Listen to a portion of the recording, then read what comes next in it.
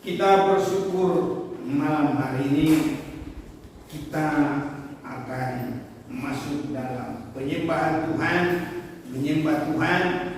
Tapi sebelumnya kita akan mendengarkan firman Tuhan menjadi satu fondasi, menjadi arahan dalam hidup kita menyembah, sehingga penyembahan kita bukan dari keinginan manusia saja, tapi penyembahan kita adalah berkenan kepada Tuhan dan sesuai dengan firman Tuhan. Saya mau mengajak kita memperhatikan firman Tuhan, Wahyu pasal yang ke-12, karena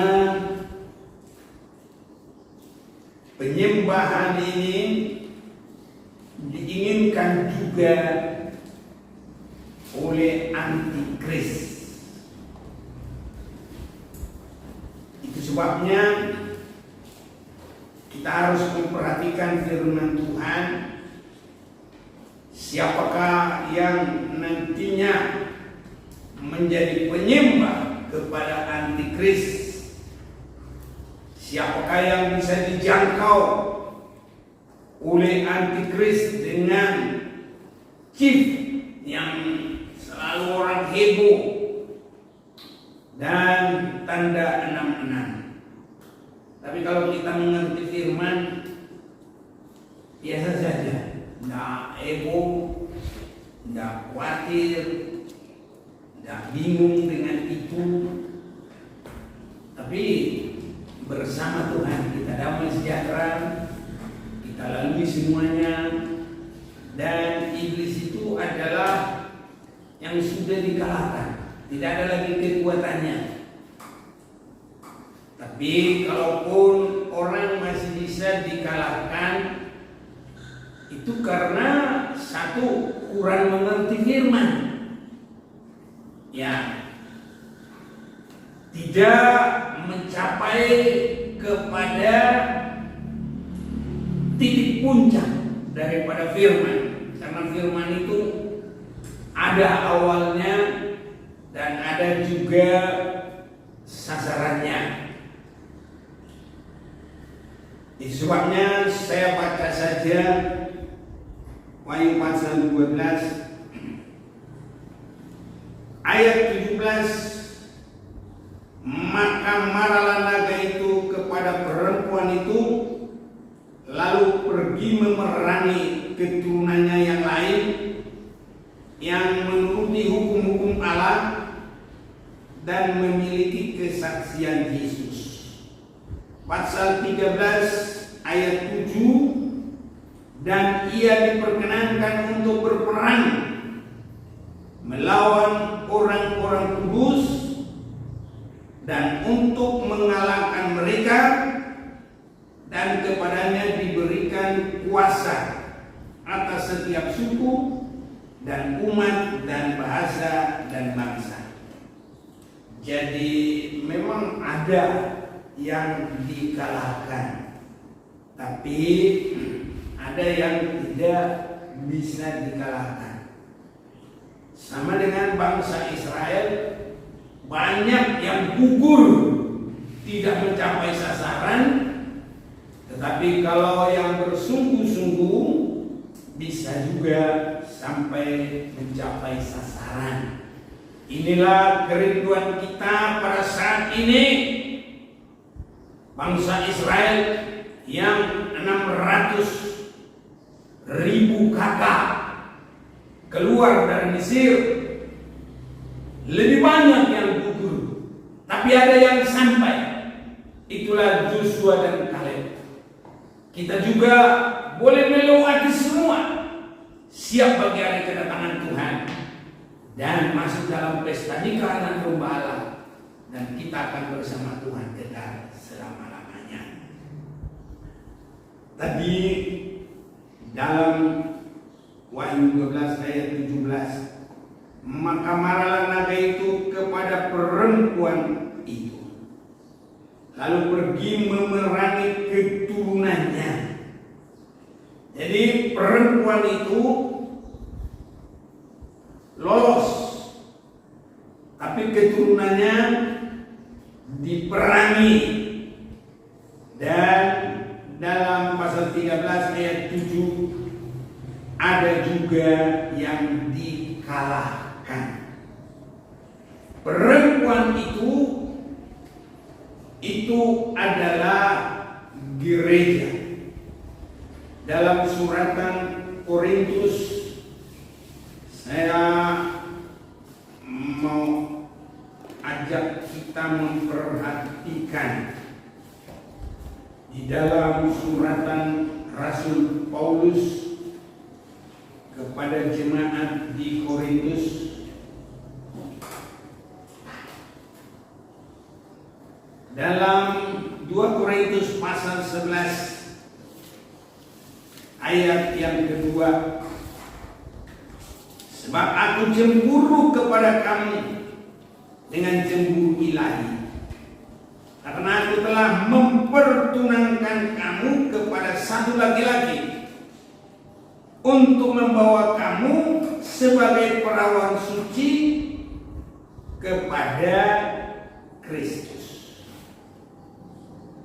Jadi gereja yang benar-benar mengalami penebusan, mengasihi Tuhan, mengikuti perjalanan rohani, mereka disebut perempuan, dan sebagai perempuan suci kepada Kristus.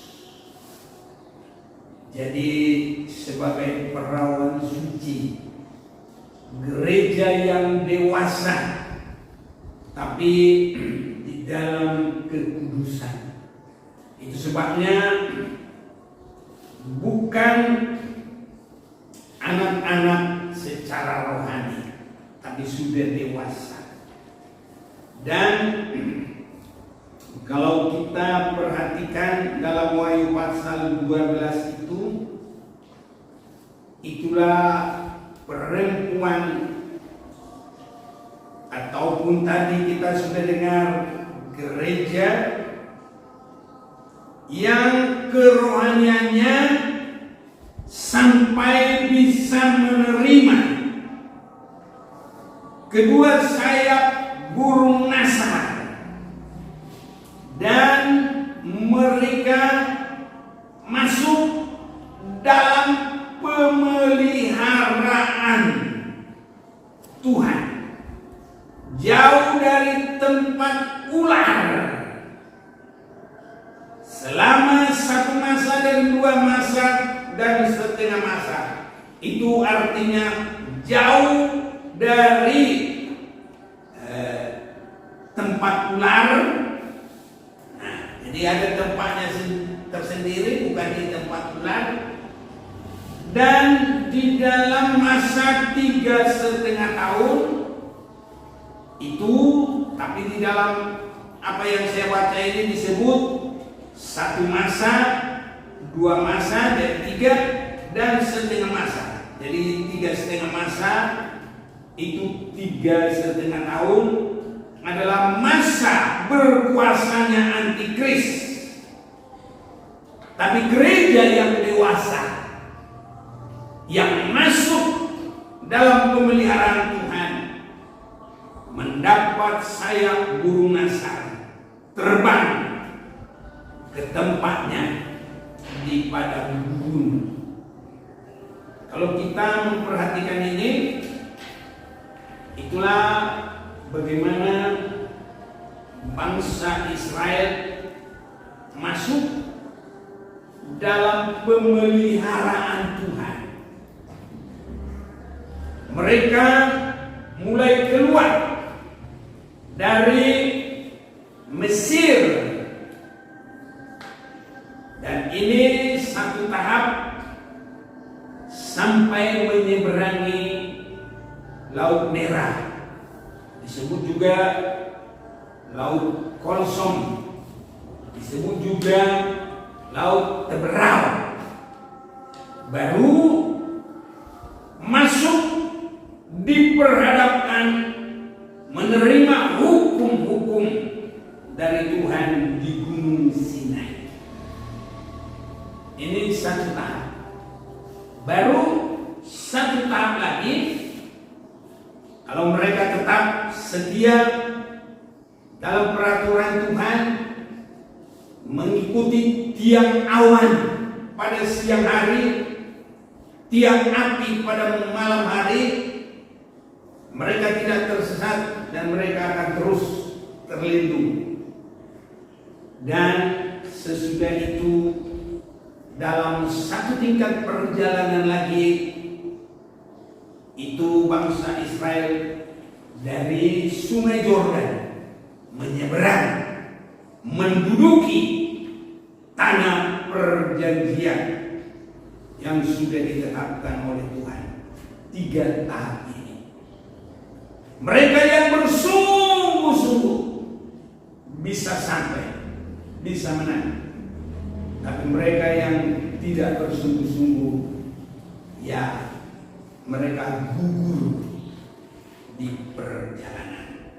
Itu sebabnya kerohanian kita harus sampai dewasa, dipertunangkan kepada Kristus sebagai mempelai surga, yang dan masuk dalam pemeliharaan, terbang dengan memakai kedua sayap burung nasar.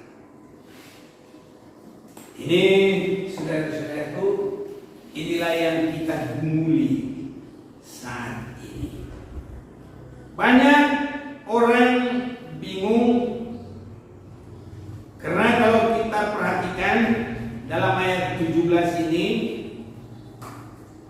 dari Wahyu 12 tadi, maka marahlah naga itu kepada perempuan itu, lalu pergi memerangi keturunan yang lain yang menuruti hukum-hukum Allah dan memiliki kesaksian Yesus.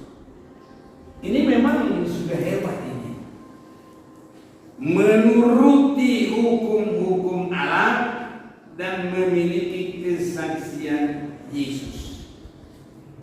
Apalagi kalau kita mau perhatikan. Nah, dalam pasal 13 ayat 7, dan ia diperkenankan untuk berperang melawan orang-orang kudus dan untuk mengalahkan mereka, dan kepadanya diberikan kuasa atas setiap suku dan umat dan bangsa, bahasa dan bangsa. Kalau kita memperhatikan, kalau asal kerohanian yang biasa-biasa saja, ada sebagian boro-boro kudus. Dia bilang untuk mengaku sebagai orang percaya saja, banyak orang berkata, iya istilahnya cacilah dia lah gitu. Mengaku-ngaku percaya. Saudara-saudaraku, kita harus memperhatikan di dalam Wahyu pasal yang ke-11 ada ukuran-ukuran yang menunjukkan yang bisa dikuasai antikris, yang tidak bisa dikuasai. Wahyu pasal 11 ayat 1, kemudian diberikanlah kepadaku sebatang bulu seperti tongkat pengukur rupanya, dengan kata-kata yang berikut, bangunlah dan ukurlah bait suci Allah dan mezbah dan mereka yang beribadah di dalamnya. Tapi kecualikanlah pelataran bait suci yang di sebelah luar, janganlah engkau mengukurnya, karena ia telah diberikan kepada bangsa-bangsa lain, dan mereka akan menginjak-injak kota suci 42 bulan lamanya. Saudara-saudaraku, baik Allah. Kalau saat-saat sekarang baik Allah seperti ukuran ini mungkin tidak ada, saudaraku. Karena sekarang orang membangun satu sesuai dengan tanah yang didapat, kedua sesuai dengan keuangan, ya, ketiga sesuai dengan kebutuhan jemaat. Kalau dalam jemaat di kampung mungkin susah untuk bertambah, jadi cukuplah seperti ini begitu. Tapi saudara-saudaraku, semua itu bukan itu. Jadi ada di sini, ini namanya adalah ukuran yang Tuhan suruh dibuat oleh Musa, dan melalui Bezalel dan Aholiab itu terbangun sama seperti yang Tuhan katakan. Itu sebabnya ini pelajaran begini banyak orang gak suka. Dia bilang itu perjanjian lama. Loh, ini Wahyu 11 bukan perjanjian lama. Ibrani 9 juga bukan perjanjian lama. Justru di situ dikatakan, di situ ada peraturan-peraturan ibadah sampai kepada kitab Wahyu yang seperti kita lihat saya baca tadi. Jadi memang kalau tidak mau kepada peningkatan rohani dan kepada untuk lebih mengerti, orang tidak suka ini. Karena di akhir zaman ini iblis juga membuat manusia tidak tertarik kepada pendalaman. Iblis juga hanya membawa manusia kepada ajaran-ajaran yang tidak mengarah kepada sasaran. Dan itu sudah bagian daripada pekerjaan nabi palsu. Di suratan Timotius, 2 Timotius pasal yang keempat,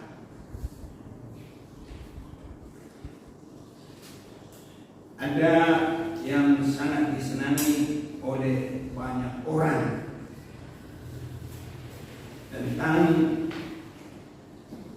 pengajaran. 2 Timotius pasal 4 ayat 3, karena akan datang waktunya orang tidak dapat lagi menerima ajaran sehat, tapi mereka akan mengumpulkan guru-guru menurut kehendaknya untuk memuaskan keinginan telinganya. Mereka akan memalingkan telinganya dari kebenaran dan membukanya bagi dongeng. Ini orang tidak dapat lagi menerima ajaran sehat. Mereka mengumpulkan guru-guru menurut kehendaknya untuk memuaskan keinginan telinganya. Dan ini sangat parah, sangat banyak. Ini adalah untuk kesenangan dunia, kesenangan jasmani, tapi fasik. Dia tidak mau dibilang tidak bertuhan, tidak beribadah, tapi mereka membuat ibadah seukuran dia sendiri. Jadi ibarat kalau perahu Nuh bukan seperti yang ukuran Allah, tapi sesuai dengan ukuran semaunya manusia. Saudara-saudaraku, yang bisa selamat hanya yang sesuai dengan ukurannya Tuhan. Jadi kita semua harus sesuai dengan firman Tuhan.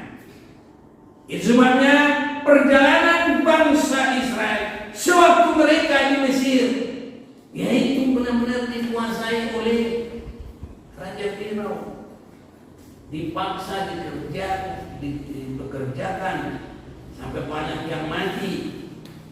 Bahkan ada yang begitu menderita ditolong sempat oleh Musa. Saudara-saudaraku, memang juga antikris kalau kita tidak sungguh-sungguh di dalam Tuhan semaunya dia, saudara. Tapi semenjak bangsa Israel mengadakan Paskah, mulai dari itu Firaun tidak berkuasa atas mereka. Jadi kalau kita, saudaraku, sudah memulai di dalam darah Kristus saja, kita sudah terlindung dari kuasa iblis. Karena iblis itu sama saja. Waktu dia dalam masa Bapa, namanya adalah iblis dan ular. Nanti kalau sudah Yesus datang, dia sudah disebut antikris. Dan sebagai akhir zaman dia disebut untuk membuat manusia ini salah pengertian. Dia datang tidak dengan kekerasan, tapi membawa ibadah-ibadah yang palsu.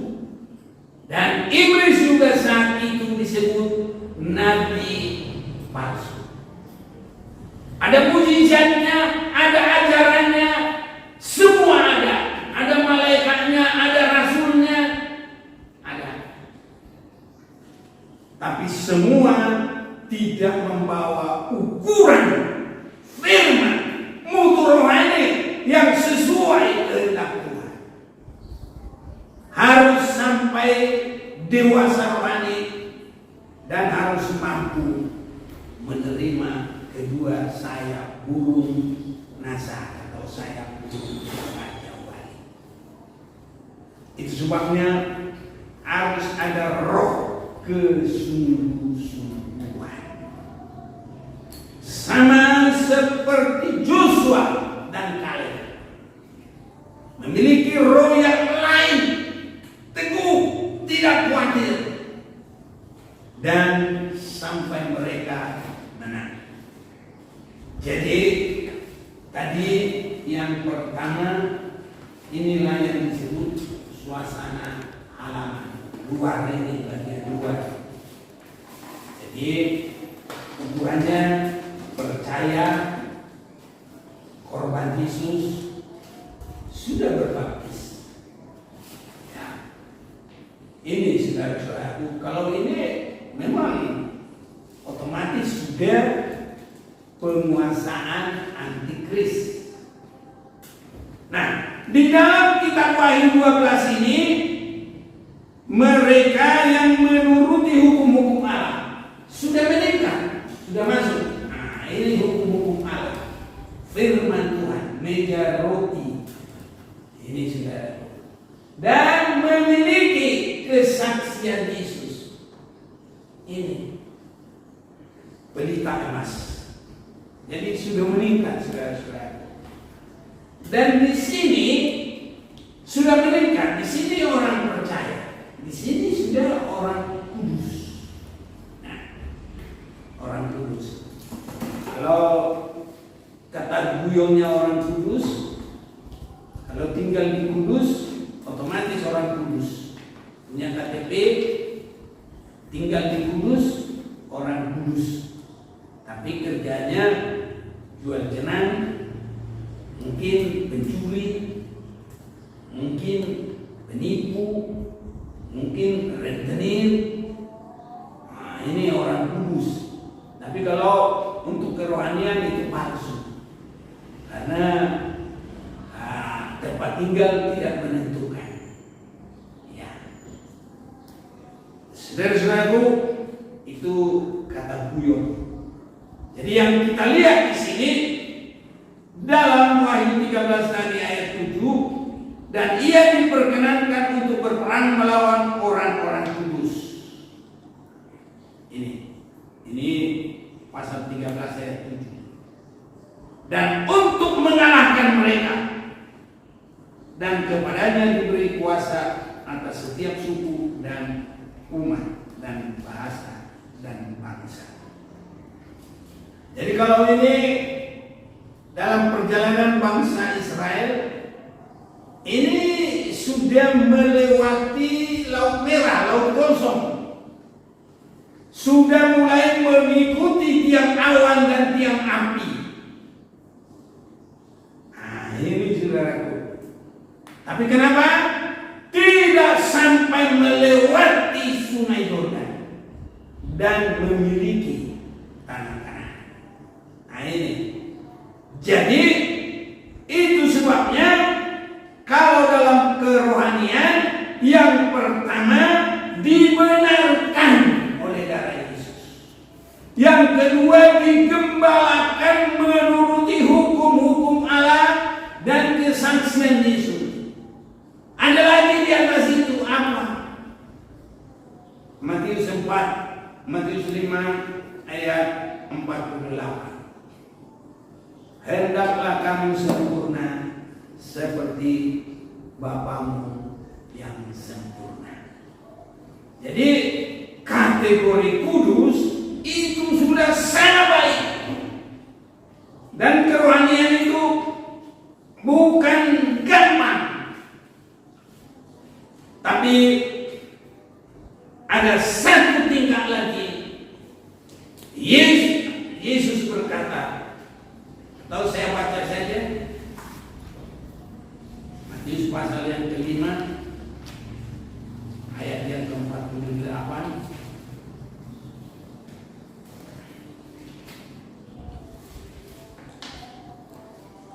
Matius 5 ayat 48. Karena itu haruslah.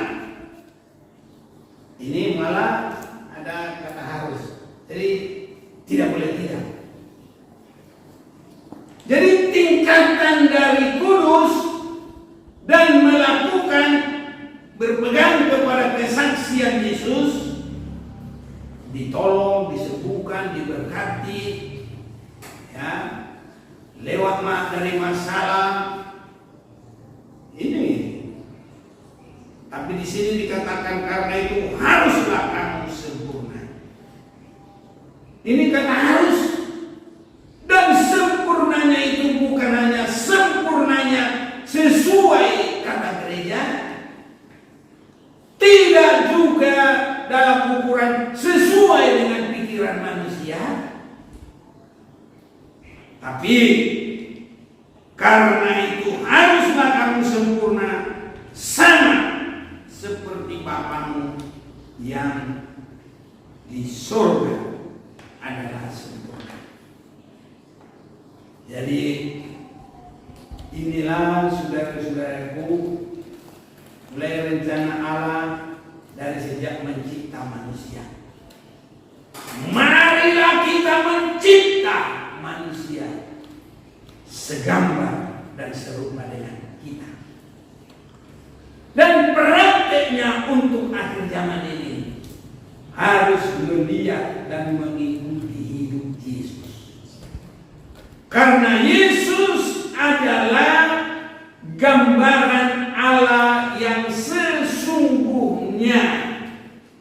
Di dalam Kolose pasal 1 ayat 15, keutamaan Kristus. Ia adalah gambar Allah yang tidak kelihatan, yang sulung, lebih utama dari segala yang diciptakan. 16, karena di dalam Dia telah diciptakan segala sesuatu yang ada di surga dan yang ada di bumi, yang kelihatan dan yang tidak kelihatan, baik singgasana maupun kerajaan, baik pemerintah maupun penguasa, segala sesuatu diciptakan oleh Dia dan untuk Dia. Ayat yang ke-19, karena seluruh kepenuhan Allah berkenan diam di dalam Dia. Artinya berkenan diam di dalam Yesus. Itu sebabnya kita harus mengikut Dia dalam praktek untuk sempurna, mengikut Dia sebagai anak domba Allah. Jadi itu seperti bangsa Israel, darah yang melindungi mereka tidak terkena maut, dan juga ya itu tanda sebagai umat Tuhan. Maka bagi kita melebihi itu adalah darah Yesus. Ini yang pertama. Kedua, dalam Yohanes 10, Yesus adalah gembala yang baik. Kita harus mendengar suaranya dan mengikut Dia. Ini saudara-saudaraku, dan mengikut Yesus sebagai gembala. Dan yang ketiga, mengikut Yesus di dalam percikan darah. Kita sudah mendengar itu dalam 1 Petrus pasal yang kedua. 1 Petrus pasal yang kedua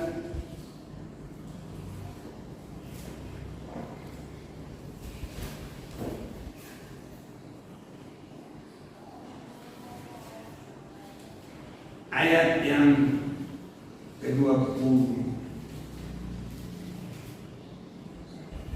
Sebab dapatkan disebut pujian jikalau kamu menderita pukulan karena kamu berbuat dosa. Tapi jika kamu berbuat baik dan karena itu kamu harus menderita, maka itu adalah kasih karunia pada Allah.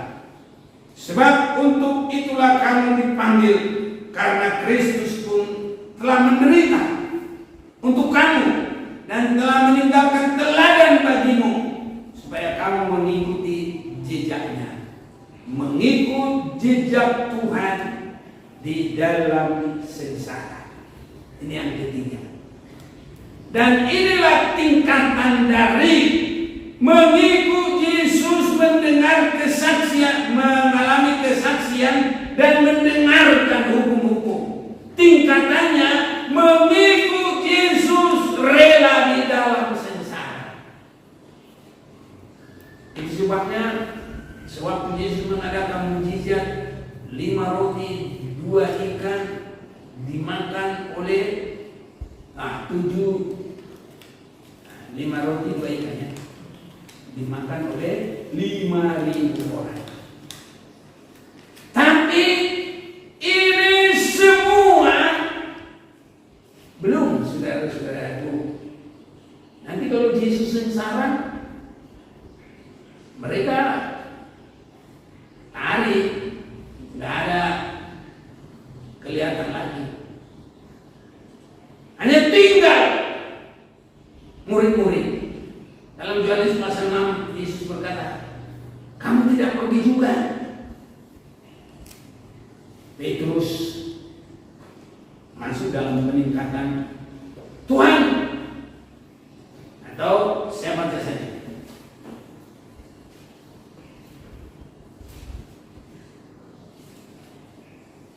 Yohanes pasal yang ke-6.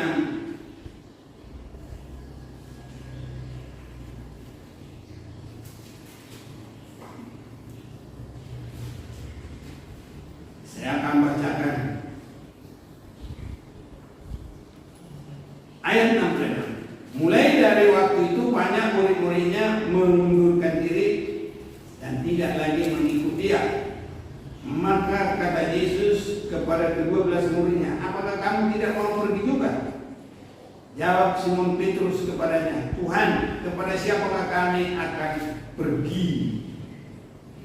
Nah, jadi sini kita lihat pengakuan Petrus Tuhan, dan Yesus tidak menyangkal. Perkataanmu adalah perkataan hidup yang benar. Ini meningkat dari mujizat-mujizat dan pertolongan. Tapi ini pun belum selesai. Sewaktu Yesus memberitahukan sengsaranya, Petrus juga ketakutan. Jangan terjadi itu kepadamu. Dan sewaktu Petrus melihat Yesus itu mulai ditangkap, Waktu orang berkata ini salah satu muridnya, dia menyangkal saudara-saudara. Nah, jadi di sini tadi dia sudah berpegang kepada firman. Dia ikut Yesus dalam firman. Tapi kalau untuk sengsara, dia belum berani. Saudara-saudaraku, inilah yang membawa kita nanti sampai ke pemeliharaan dan menerima kedua saya burung nasa. Teguh mengikuti Tuhan walaupun dalam sengsara sekalipun. Sengsara apa itu? Bukan karena dosa. Kita dihina dalam kebenaran, kita tetap berbuat baik. Biarlah Tuhan tolong kita, saudara-saudara. Sifat Yesus di kayu salib itu contoh yang nyata biar kita semakin meningkat dalam kerohanian kita. Saudara-saudaraku, nanti kalau mereka sudah melihat Yesus mati dan bangkit, naik ke surga, dan mereka dipenuhi dengan Roh Kudus, baru Petrus tidak takut lagi. Murid-murid itu tidak takut lagi. Itu sebabnya Rasul Paulus juga sampai menderita di dalam pengadilan di Roma, saudara-saudara. Dan Petrus juga diperkirakan mati dalam salib yang terbalik, kepalanya ke bawah, kakinya ke atas. Itu tidak ada lagi ketakutan. Itu sebabnya dalam firman Tuhan, saya sudah bacakan dalam Roma 8 ayat yang ke-17, kalau kita bersama dengan Tuhan di dalam sengsara, maka kita juga akan nanti dimuliakan bersama dengan Dia. Roma 8 ayat 17, dan jika kita adalah anak, maka kita juga adalah ahli waris. Maksudnya orang-orang yang berhak menerima janji-janji Allah, yang akan menerimanya bersama-sama dengan Kristus. Yaitu jika kita menderita bersama-sama dengan Dia, supaya kita juga dipermuliakan bersama-sama dengan Dia. Ini yang harus ada pada kita. Jadi tidak hanya kesaksian dan tidak hanya menuruti hukum-hukum, tapi sampai bisa menderita karena Tuhan. Itu sebabnya di dalam 2 Timotius 2 ayat 11, kalau kita mati bersama Dia, maka kita akan hidup bersama Dia. Bukan berapa banyak berkat yang diterima, bukan berapa segala macam. Saudaraku, memang ke dalam hal ini susah, karena orang ingin besar, ingin mendapat banyak hal, keuntungan, walaupun itu lewat yang disebut beribadah. Tapi kalau untuk benar-benar masuk dalam sengsara, itu tidak banyak. Saudara-saudaraku, di atas daripada menuruti hukum-hukum Allah, dan di atas daripada disebutkan sebagai orang-orang kudus, adalah siap menderita. Nah, ini tadi hukum-hukum Allah dan kesaksian Yesus, dan mulai dari sini separuh dari tempat kudus ini ke atas adalah penderitaan untuk bertemu dengan Yesus. Ini saudaraku, itu sebabnya di dalam penyembahan kita itu dalam mematikan tubuh dengan keinginannya untuk semakin masuk dalam kerohanian yang mengasihi Tuhan, yang kuat, yang kokoh, yang teguh, tidak gentar. Kalau ini terjadi, maka antikris tidak berkuasa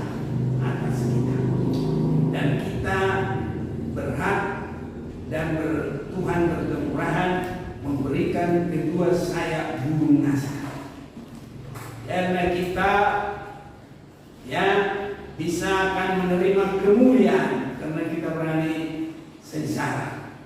Kalau kita dengan setia mendengar firman itu, kita sudah melawan keinginan daging. Kalau kita mau masuk dalam kerohanian itu, kita sudah mengabaikan dosa-dosa, menjauhkan semua, dan keinginan-keinginan kita sudah mulai menyalipkan kesenangan keinginan kita. Itu sebabnya seperti Abraham sampai berkorban yang paling dia kasih. Dia rela, saudara-saudaraku yang dikasih. Jadi kalau kita melanjutkan perjalanan ini, kita tidak ikut diserang, kita tidak akan ikut dikalahkan. Jadi yang bisa dikalahkan itu adalah yang tidak siap menderita untuk Tuhan. Itu sebabnya ruang suci ini separuh ketarik ke bawah, tapi separuh ketarik ke atas. Kita sudah membaca itu. Awalnya mesbah dupa ini ada seperti ini, tapi nanti di dalam Ibrani pasal 9 sudah tidak lagi di situ, tapi sudah bergeser masuk di sini. Nah, jelaslah kita baca itu Ibrani pasal 9. Ibrani pasal 9. Mulai satu, tempat kudus di bumi dan di sorga. Memang perjanjian yang pertama juga mempunyai peraturan-peraturan untuk ibadah dan untuk tempat kudus buatan tangan manusia. Banyak orang tidak mau memperhatikan ini lagi karena ini katanya perjanjian lama.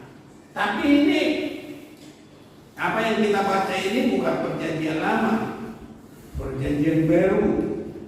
Bahkan dalam perjanjian baru sudah tidak berapa lagi buku, sudah mau selesai. Nah, ayat 2, sebab ada dipersiapkan suatu kemah, itu bagian yang paling depan, dan di situ terdapat kakidian dan meja dengan roti sajian. Bagian ini disebut tempat kudus. Ini tempat kudus. Jadi di situ disebut ada roti sajian dan pelita. Nah, ini yang saya baca ayat 2 ini. Di situ terdapat kakidian. Ini kakidian, ini pelita, ini kakidian. Dan meja roti sajian, bagian ini disebut tempat kudus. Di belakang tirai yang kedua, ini nggak disebut ini, karena nggak di sini lagi tempatnya. Ini bergeser di sebentar. Di belakang tirai yang kedua terdapat suatu kemah lagi yang disebut tempat yang maha kudus. Nah, ini tempat yang maha kudus ini. Ini yang ketiga ini. Di situ terdapat mesbah pembakaran ungkupan dari emas. Jadi ini juga bergeser, sudah ke dalam. Nah, ini susunannya di sini. Justru di perjanjian baru ini kita harus mengerti ini.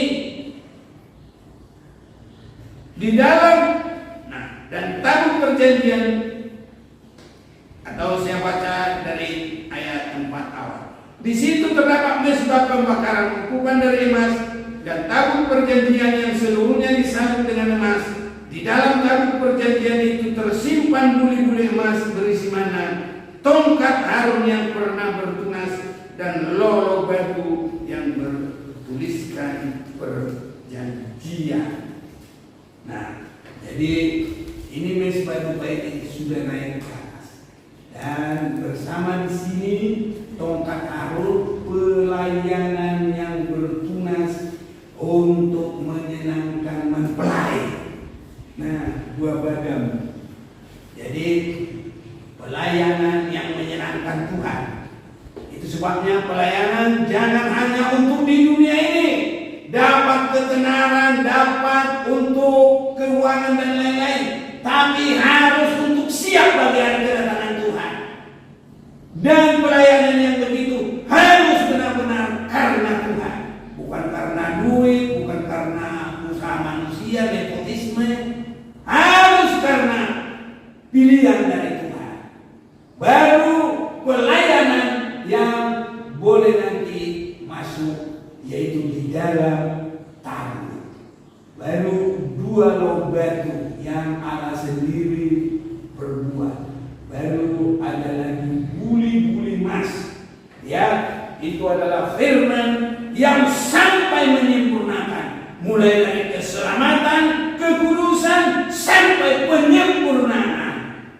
Dan perjalanan bangsa Israel mulai dari Gunung Sinai itu sampai terus ke tanah Kanaan. Jadi firman yang sampai menyempurnakan. Saudaraku, kalau ini boleh terjadi, Antikris tidak berkuasa.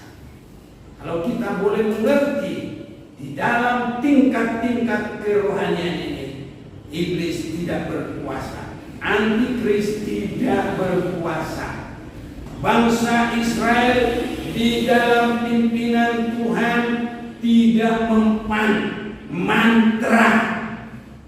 Ini juga menunjukkan tidak mempan kuasa Antikris, tanda 66 chip.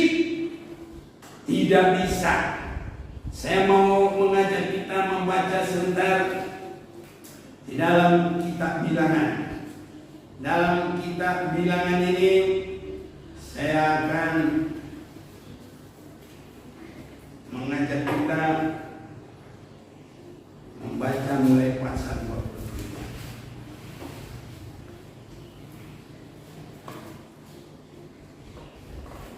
Jadi Raja Balak, Raja Moab sudah ketakutan karena bangsa Israel sudah tinggal mau masuk ke tanah Kanaan, sehingga dia mengetahui kalau Bileam ada satu kekuatan berkat yang ada padanya untuk bisa mengutuk dan orang jadi terkutuk, memberkati dan orang jadi keberkatan.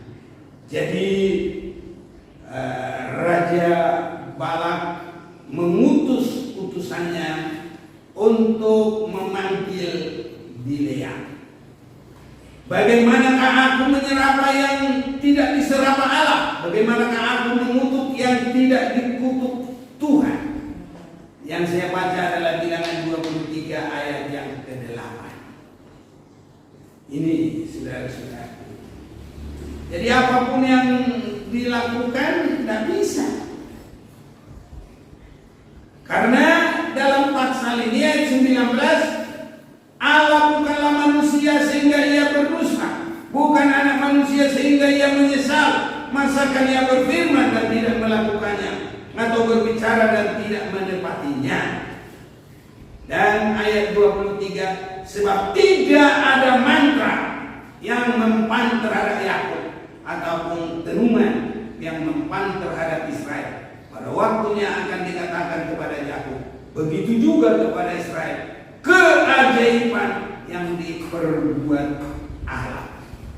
Saudara-saudaraku, sama saja juga ini pekerjaan iblis.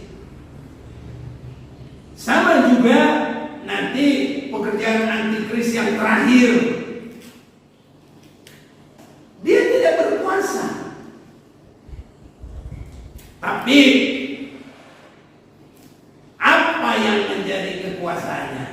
Kalau orang-orang Kristen tidak memasuki 3 tingkatan tadi, tidak sampai kepada rela menderita untuk Tuhan. Jadi kalau Raja Balak ini melihat Bileam, justru nanti Bileam ini mengutuki, tapi malah berkat-berkat terus. Oh, luar biasa, malah pujian. Ini yang terjadi. Akhirnya bagaimana supaya bangsa Israel itu hancur? Bileam ini juga ini menjadi nabi palsu, saudara. Tadi tadi dia menyampaikan kebenaran, tapi akhirnya dia malah mengajarkan Raja Balak supaya orang Israel kalah, buat dia berdosa. Maka di dalam bilangan, saudara-saudaraku, kalau kita boleh baca ini pasal yang ke-31 ayatnya ke-16, saya baca saja ini sebentar.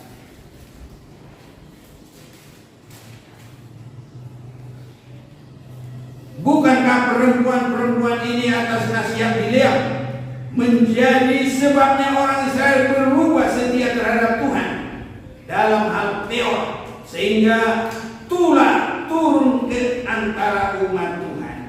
Jadi supaya umat Tuhan itu bisa mengalami kehancuran, ditarik untuk berbuat dosa. Dan saudara-saudaraku, kepada gereja ataupun jemaat yang ada salah satu di dalam kitab Wahyu, ini juga masih berlaku. Wahyu pasal yang kedua diingatkan lagi, termasuk kepada kita saat ini menghadapi situasi akhir zaman. Wahyu pasal yang kedua ayat yang ke-14. Tetapi aku mempunyai beberapa keberatan terhadap engkau di antaramu. Ada beberapa orang yang menganut ajaran Bileam. Menganut ajaran Bileam yang memberi nasihat kepada Balak untuk menyesatkan orang Israel supaya mereka makan persembahan berhala dan berbuat zina. Ini yang membuat bangsa Israel kena kutuk. Itu sebabnya saudaraku, kalau kita masuk dalam pembenaran oleh darah secara benar, mengikuti hukum-hukum Allah dan kesaksian Yesus, dilanjut dengan berani sengsara sampai Tuhan Yesus datang, kita akan selamat. Dan kalau antikris harus diberi waktu 3,5 tahun, gereja dipelihara di satu tempat pemeliharaan, itu mendapat kedua sayap burung nasar. Ini yang kita harus rebut. Lewat ibadah, lewat pelayanan, sampai kita mendapat kedua sayap burung nasar. Mengasihi Tuhan walaupun dalam sengsara sekalipun. Supaya kalau kita ikut menderita bersama Dia, kita juga dimuliakan. Kalau kita mati bersama Dia, kita juga akan hidup bersama Dia. Ini tingkatan yang ketiga. Tidak lagi hanya sebagai orang suci, tidak lagi hanya sebagai orang yang disebut memiliki kesaksian Yesus, tapi yang menderita. Malam hari ini juga biar kita mematikan keinginan-keinginan yang tidak berkenan kepada Tuhan. Lebih baik kita siap menderita untuk kita bisa lebih masuk dalam kesempurnaan Tuhan. Kesempurnaan itu harus siap menderita seperti Kristus, baru masuk kesempurnaan. Karena kalau gereja yang mengalami kedua sayap burung nasar itu, tidak ada lagi keinginan daging, tidak ada lagi perkara dunia, apalagi dosa, baru bisa terbang, saudara. Jadi Tuhan tolong kita, Tuhan menguatkan kita. Antikris tidak akan berkuasa bagi kita, tapi kita masuk dalam pemeliharaan Tuhan. Kita akan memperhatikan ketiga hal ini, mengikuti Yesus sebagai anak gembala yang membawa kita kepada hukum-hukum dan juga membawa kita kepada kesaksian Yesus, tapi juga yang kita harus siap mengikuti Dia dalam sengsara, baru saudaraku, Iblis tidak akan bisa lagi untuk berkuasa atas kita. tapi kita akan bersama dengan Tuhan. Dan nanti setelah 3,5 tahun itu akan masuk dalam pesta nikah anak domba Allah. Di sini saudara. Dan masuk dalam kerajaan 1.000 tahun. Orang yang mati dalam masa antikris banyak saudara bertahan. Dan orang-orang yang masuk juga tadi di dalam pemeliharaan di padang belantara itu, mereka juga bersama semua menyongsong Tuhan. Dan di dalam kenaikan ini itu hanya untuk pertemuan di udara, baru turun masuk dalam kerajaan 1.000 tahun. Saat ini biarlah kita menyembah kepada Tuhan dengan sungguh-sungguh, dan biar Tuhan tolong kita. Tuhan berkati. Roh Kudus di tengah-tengah kita. Tuhan mau tolong kita. Kalau ada yang sakit, yang lemah, apa persoalan, mari sembah Dia. Dan kita rasa